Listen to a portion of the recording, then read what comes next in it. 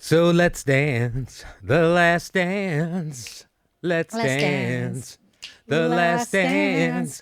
Tonight. It is Thursday. Wait. I'm leaving on a jet plane. Well, you are, I'm not, but yes. I don't know if I'll be back again. It is Thursday, July 23rd. It is the final episode of our 29th season of the View tomorrow, and it is the last episode of the Behind the Table season 29 today, our Webby Award-winning season. What a year it's been.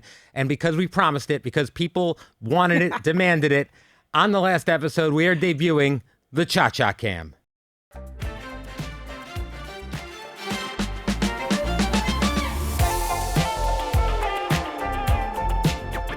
So where is the Cha-Cha Cam? Which one is it? I think it's that one right there.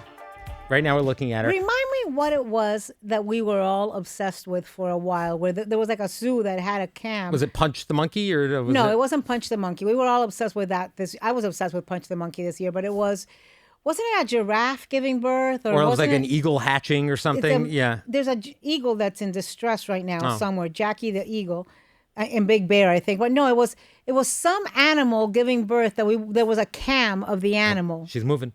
Cha-Cha's moving. Go to the cam.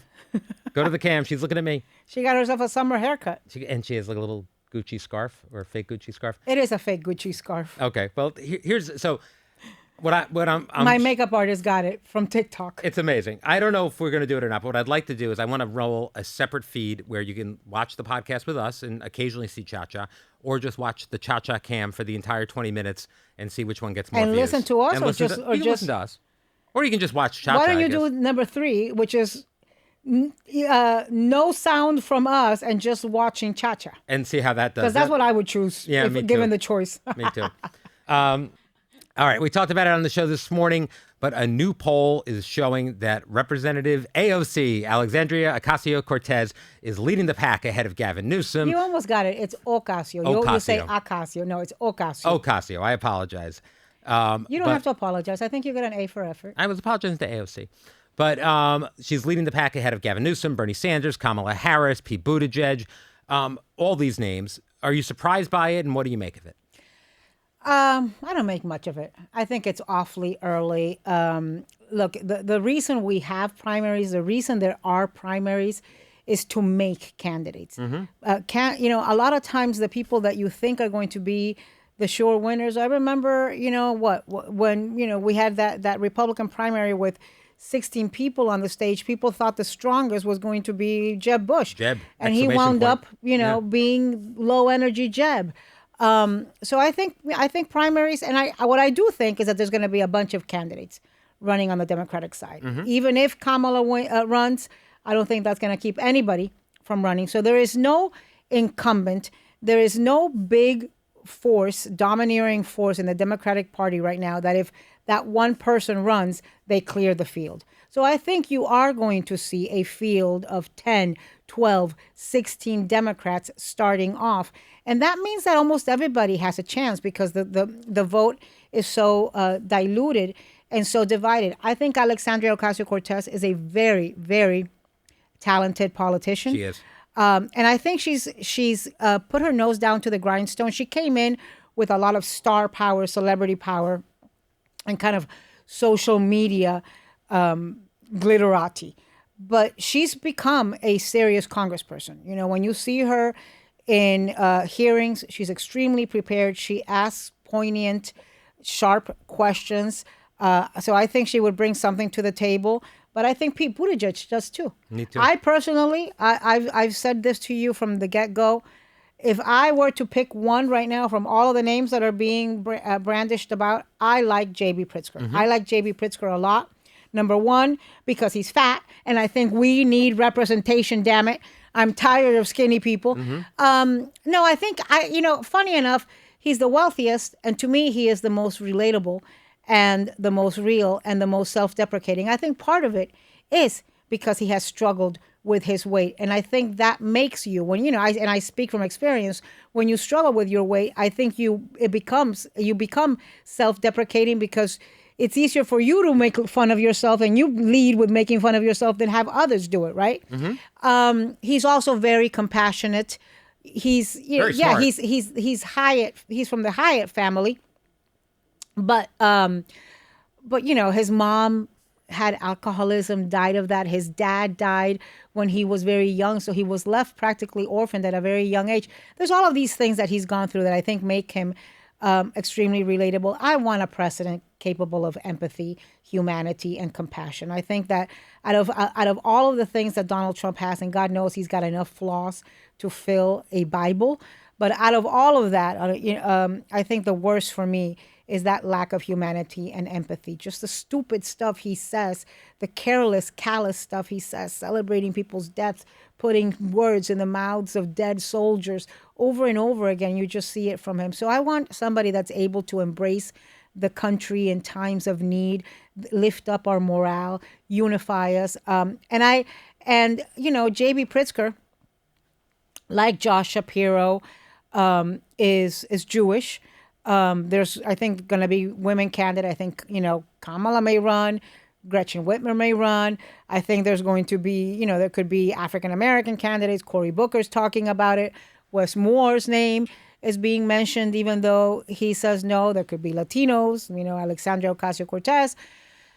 So this notion that we fight a lot about on the show. You and Joy kind of got into it the other day, which is a rare Joy and I, thing. and I get about it. But we've been having this argument behind the scenes because Joy has been saying it behind the scenes for months since Kamala lost. And basically, she said it on the air today. Yeah, she said it on the air today again. Yes, that she just does not believe a woman can win. She doesn't believe anybody that's not a white man can win.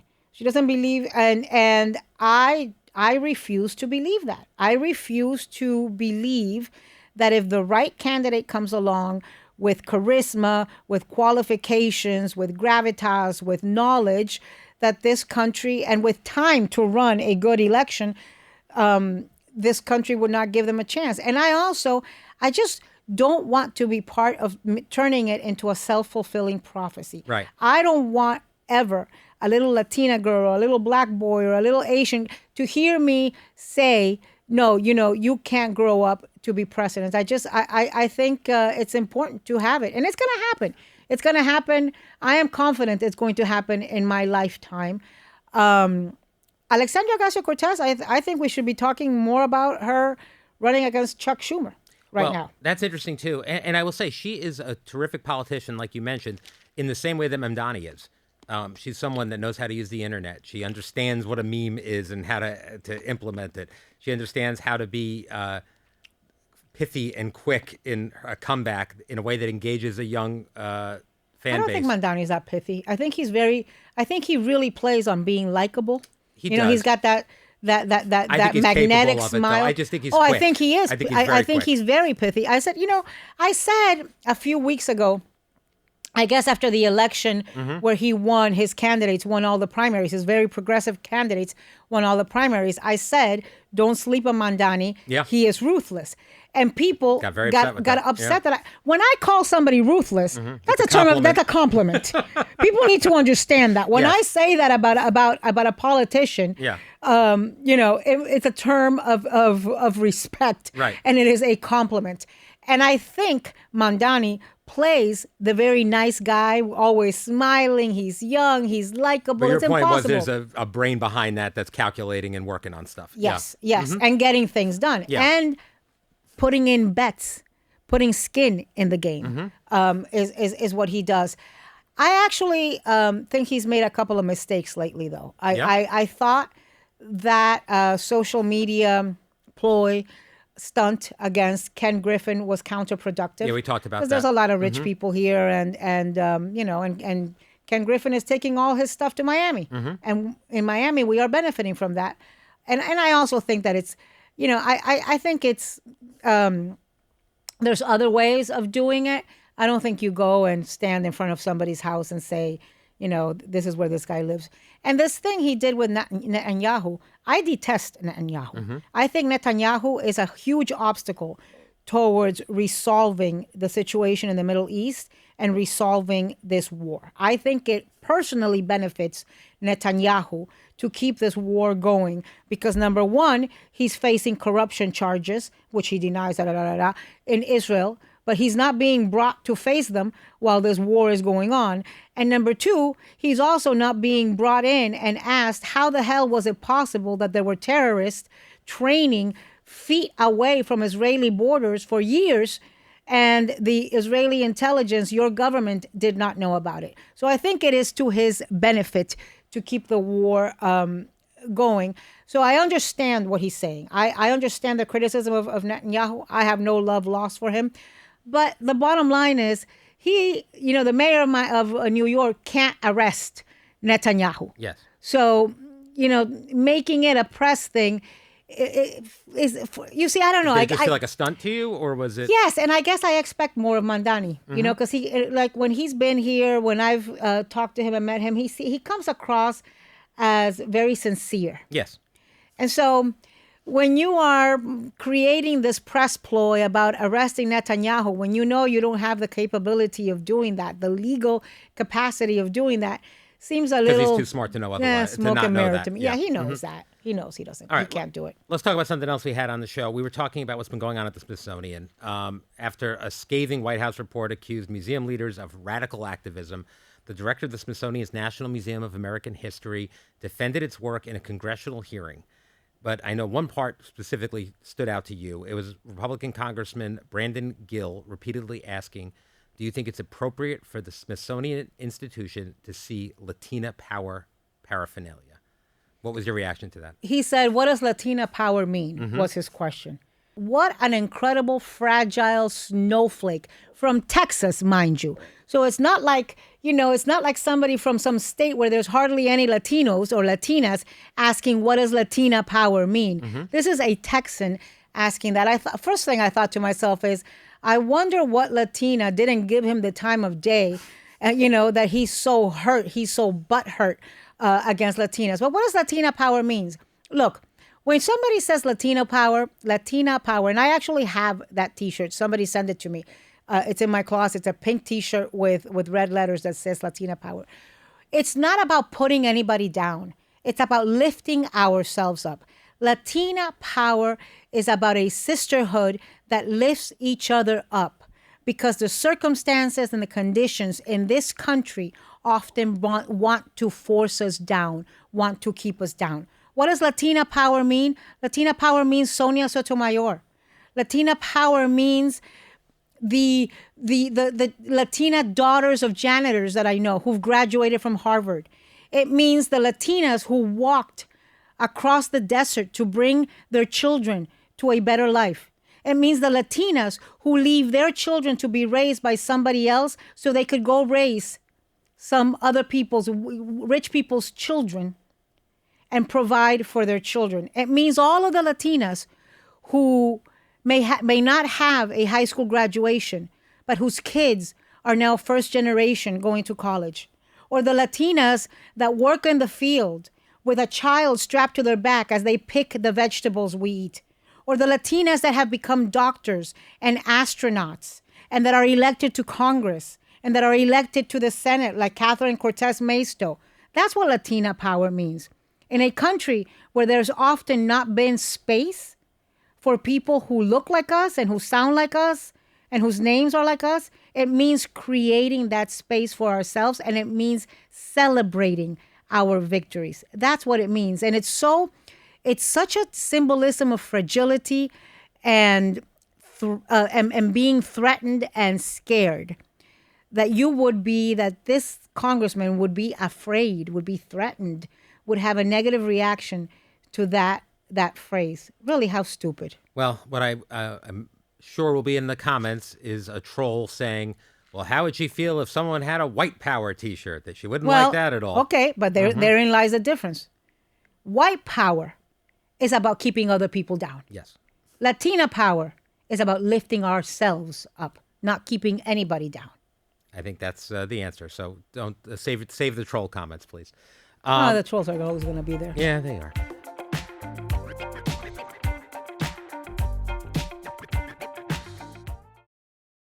All right. So I know you wanted to talk about Nicaraguan President Daniel Ortega. Nicaragua has been under right-wing dictatorships, the Somozas, and then left-wing dictatorships the Ortegas and the Sandinistas now for all of my lifetime and most of my parents' lifetime. And I don't speak about this much. I certainly don't do it on TV because I have people I love in Nicaragua, and this is a vindictive regime that takes revenge on anybody that speaks up. I'm not allowed to go to Nicaragua because I speak up against this country, against this government, the Ortega government. And the reason I speak up against it is precisely because of this, because he is a dictator who wants to eliminate elections. And now they're just saying it out loud. I mean, that's what's happening. Yeah. And look, I never compare.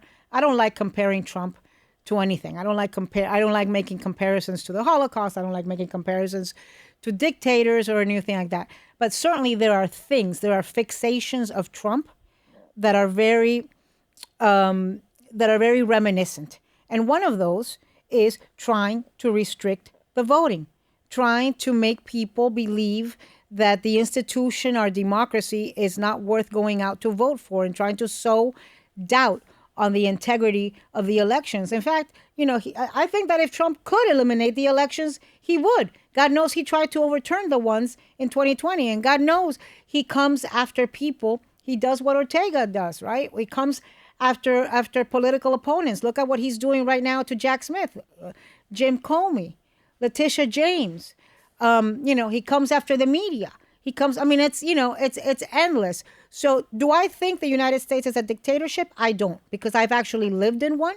I actually fled one. That's why you don't like and to I make think those there are comparisons. institutions in this country that still hold. On January 6th, yes, we saw one president try to overturn the election results, but we saw our democracy hold.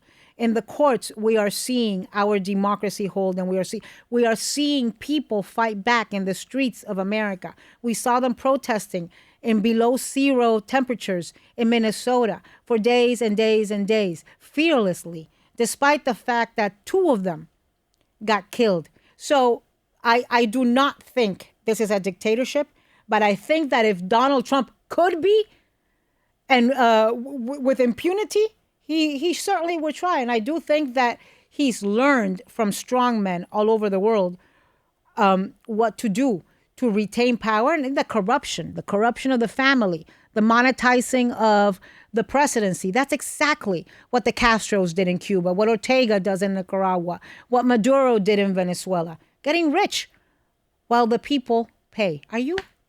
I'm giving these great speeches today, and you're sitting there yawning again. I did not It is yawn. the last episode, and you are stifling a yawn. Bring the camera up. I definitely did not yawn. Please just put it on Cha-Cha. No, put the camera on. I mean, Cha-Cha right I now. do not believe you yawn when you talk to anybody else. I was up at 4:00 this morning. I am very compelling, damn it. You are. You're very compelling. Tell people why you were up at 4 a.m. Because my daughter. Did you have to pee? Do you have an enlarged prostate? No, I don't. My daughter Yet. wanted to come see the Lost Boys, who were rehearsing today. They're on the show for tomorrow. They were rehearsing at 7:00 in the morning. This is a Broadway show. And she wanted to come in and watch them rehearse and set up. So I got up at 4:00 in the morning and got on an early train and was here at around 6:30 in the morning. And that was great. And she was very You know what happy. I have to invite Yes. your kids to? So I am doing a karaoke event fundraiser. I can't remember if it's September or October, with Lin-Manuel and his friends. Oh, my gosh. So basically, I'll be the only person there Yes. who can't sing. In fact, we should do a duet. You and I? Yeah, Let's do it. figure out Yeah. which one we can do. Don't because go breaking my heart. you can sing, I can't sing. I can't sing really either. You'll believe me. If we go to that karaoke event, you'll find out how much I can't sing. Yeah, I'm trying to find somebody. Who can I call on that can actually sing? Like a ringer? You need like somebody Well, to... yeah, because I can't. I mean, if you're Right. going to have Lin-Manuel there, I mean, you're and friends his with- Broadway friends. Bring Mark Anthony. Bring Gloria. Come on. You've got Okay, plenty of I friends that could can do sing. that, Bring yeah. Gracie Abrams. Yeah. It's a good idea. Yeah, you got plenty of friends that can sing. Okay. All right. You went to Rosie O'Donnell's one-woman show I this week. did. Tell me about that. How was it? So I love Rosie. Mm-hmm. I love Rosie, and we have been friends. I used to see her a lot when she'd come to Miami. She lived in Miami for a Right. while, and she'd come back often. The one-woman show was incredibly poignant, raw. Mm-hmm. She's very vulnerable in it, frank, candid. There's nothing about The View, really, a short clip, and that's all.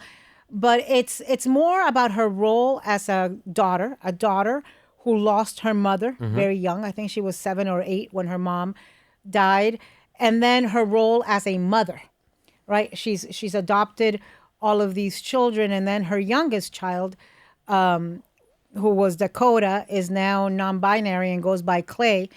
Ray is autistic, and so she talks about the challenges and beauty of raising an autistic kid. She really wants to, bring awareness to what it's like. She talked a lot about the political aspects, about what led her to move to Ireland.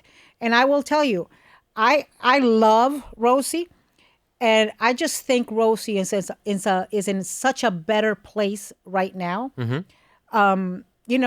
Having the full weight of the president of the United States against you. Remember, he was tweeting out that he was going to look into removing her citizenship. Yeah. He was tweeting out things against her frequently. That is not insignificant. There was a time, she does arts and crafts, like Gloria, who's a very good friend of her, Stefan, like is always joking with her, like when Rosie lived in Miami, Rosie lived in Miami Beach on an island, and Gloria lives in Miami Beach on an island. And Gloria would sometimes come by on the boat with a megaphone and scream from like the water, "Rosie, put down the macaroni and come out." Because, she does arts and crafts, and she would like be gluing macaroni to paper. I think that's therapeutic to do that stuff. And so before she left to Ireland, she had begun making paintings of Trump. I mean, and she would post. A lot of these she posted online. These were horrible paintings, right? Where he was like fluorescent traffic cone orange, and she would write things and she was posting them. I mean, she made hundreds of these things. So yeah, I think it was just too much. The hatred. Rosie, who comes across as a very tough person, is one of the most sensitive people I know, and I think she's in a great place. Funny enough, I was flying from Miami yesterday, and I got a ride from the concierge key representative in Miami at the airport for the American Airlines representative on the little cart, and she's Irish, and she had seen that I had gone to Rosie's show, and the Irish love Rosie. They love her. Yeah. This woman had been to Ireland to visit her mom, and they went to where Rosie lives, and I said, "How do you know where Rosie lives?" She goes, "It's Ireland. It's small. Everybody knows where Rosie lives." I said, "Well, next time, just knock on the door and tell her you're my friend. She'll give you a drink."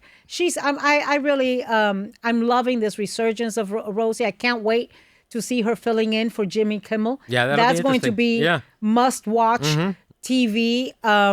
She's on my podcast. Oh, there we go. Which I heard you were talking bad about yesterday. I just said it would benefit from a little Brian Teta. That's all. You want to be a guest? At some point, yeah. You know what? You should be my guest right before we come back, and we should talk about season 30. But Rosie's episode comes out on Monday, and we talk a lot about this evolution in her, and just how she's changed, and she recognizes that that she was going through things, that she was snapping, that a lot of things were happening. I've only met her one time. Are you serious? Yeah, I met her once at intermission at Frozen the musical, the opening night, and it was. She loves Broadway just as much as your daughters do. Yeah, no, she's responsive. She did so much for helping Broadway when she had her talk show and putting Broadway on TV, and she's a legend for that. I think she's been here. She said the other day in that one woman show that she had been here for 3 weeks. And she's gone to 12 Broadway shows. That's about the same as my daughter. Yeah. All right. So we got to go, but it is the end of our 29th season. I wanted to know what the highlights for you. Favorite guest, I was told, and this makes sense, Richard Gere. That was... I said my favorite guest was Bad Bunny, and then I realized he hadn't been on, but I feel like I've been talking about him this entire season. Yes, you've talked about him quite a bit. Yeah, the Adore halftime. Him. Richard Gere, I've had a crush on my entire life. Yeah, you were glowing that day. Oh, I was. Yeah, I mean, I wish I'd been able to do what Joy did yesterday. Who initiated that? I think it was. It looked consensual. It was definitely consensual. He's talked about it afterwards, and his wife is okay with it, which is good. And how's Steve feeling about it? Steve called her putana, but otherwise he was okay. That's her term of endearment for me. I know. Well, there you go. No, I think everyone's okay. I don't know if, he said, I can't wait to see what happens the next time I'm on. I will tell you, people are going to have a reaction to this, but I think one of the highlights was actually getting J.D. Vance and being able to ask him some tough questions. Yeah. I think he lied in his answers, but I hadn't seen him since he'd been in at CNN as a contributor. I hadn't seen him in person. I frankly would like to see more Republicans sit down and have conversations where we can ask questions, they can answer, and we can push back. I thought having Jill Biden was great, and hearing her perspective. What have been your highlights?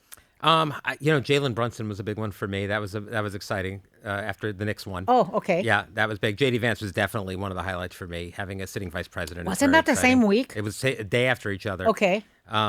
What about the fact that you made your Broadway debut this season? That was pretty exciting. Oh my God, that was the most nerve-wracking thing in the world. It was really fun to go see you. I was literally, even you bringing it up makes my heart race. It makes like my palms sweat. Yeah. I can't tell you how impressive these Broadway performers are. They're incredible. I just don't think they get enough recognition. Especially doing 6 shows a week, and it's 8 shows a week. Yeah. I mean, they have no life. I'm friends with Harvey Guillen, who's right now in Rocky Horror Show. I think he's there until August 8th, and he's like, I can't anymore.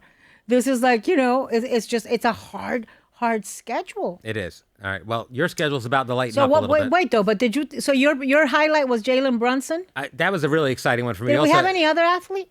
Eli Manning was here. That was big for me too. Former Giants MVP. Is that the one who I didn't know who he was when I met him? I mean, yes, that is. That's a giant man. Or was that Peyton? That was Peyton Manning. You didn't know when you met him. Who's the bigger star?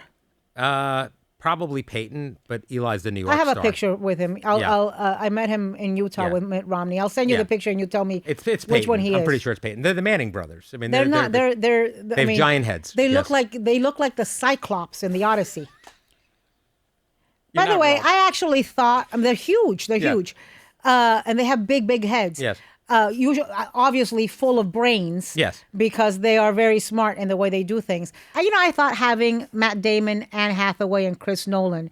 I mean, that's like that was great. Like the dream team of Hollywood right now. I went back and realized that it was so much gushing over the movie. Everybody was just I think everybody was so impacted and affected by watching the movie. I hadn't watched it.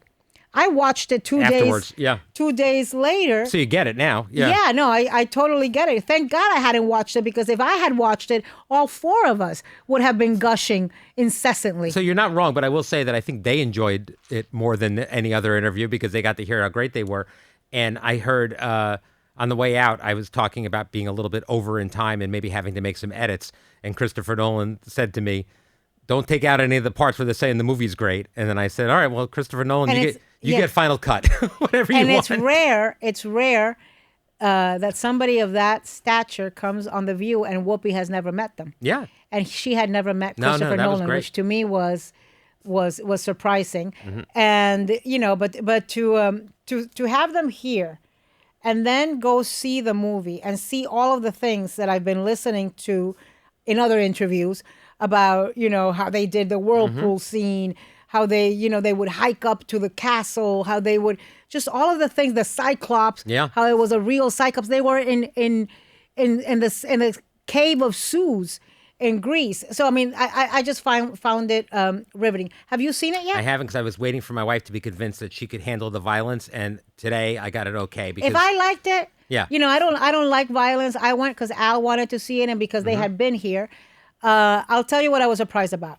The number of men in the audience. First time in my life that I see a line at a men's bathroom and not at a women's. Yeah. Because, of course, everybody was holding their pee for 3 hours. Yeah. Drinking giant Cokes and holding it for 3 hours because nobody wanted to miss any of it.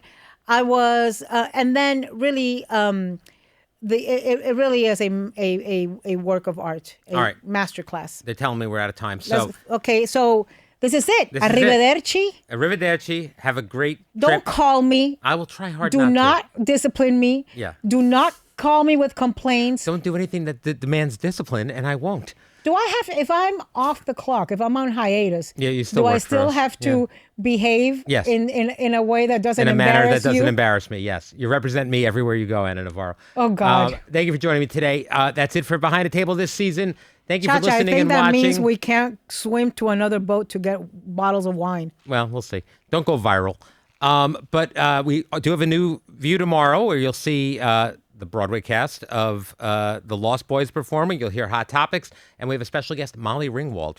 I mean, 80s star, John Hughes star, Molly Ringwald. I used to love those movies. 16 As did I. Candles. Yeah, Pretty What in else? Pink. Pretty in Pink. Breakfast Club. There's a whole bunch of them. They were Yeah. so good. God damn, yeah. I'm old. She's a legend. All right, so we'll see you soon. Are you old enough to have watched? What? Chacha, I'm sorry. You're turning 50. I'm turning 50. While we're on vacation, Yes. you are turning 50. I am. How do you feel about that? Not good. Do you feel it as a milestone? Yes. We had a hot topic the other day. Maybe it was for the Weekend View. I don't remember. It was about Matt Damon turning 50. Matt Damon turned 50 and said Yeah. it was a milestone and that he had learned to prioritize time. Yeah.